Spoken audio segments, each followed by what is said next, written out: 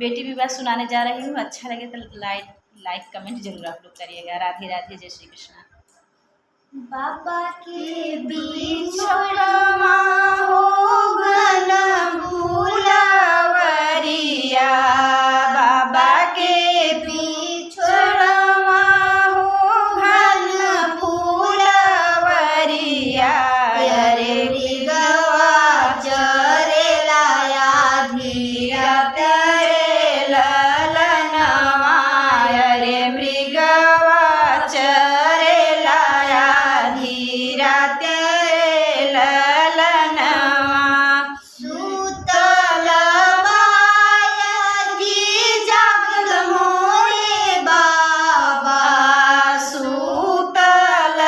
बायगी जागत मोरे बाबा, अरे मृगवा चरेला फूलवारी रे ललनवा, अरे मृगवा चरेला फूलवारी रे ललनवा, कुछु बेटी सोईला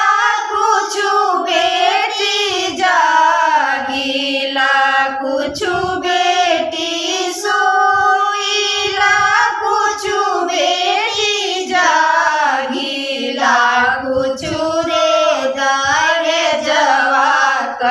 सोच रे ललनवा, अरे कुछु रे दहे जवाक सोच रे ललनवा, बाबा के पिछवरवा हो घन फूलवरिया, चाचा के पिछवरवा हो घन फूलवरिया, अरे मृगवा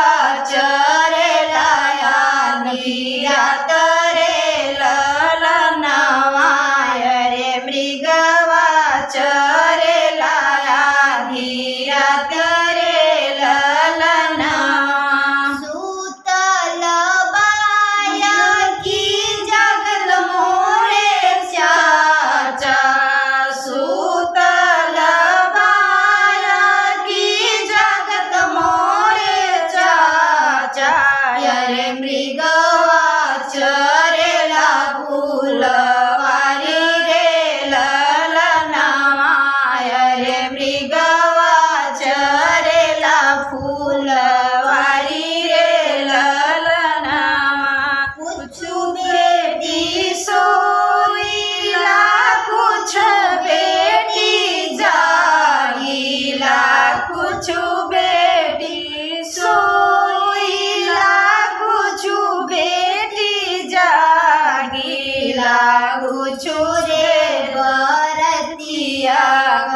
सोच रे ललनवा, अरे कुछु रे बरतिया सोच रे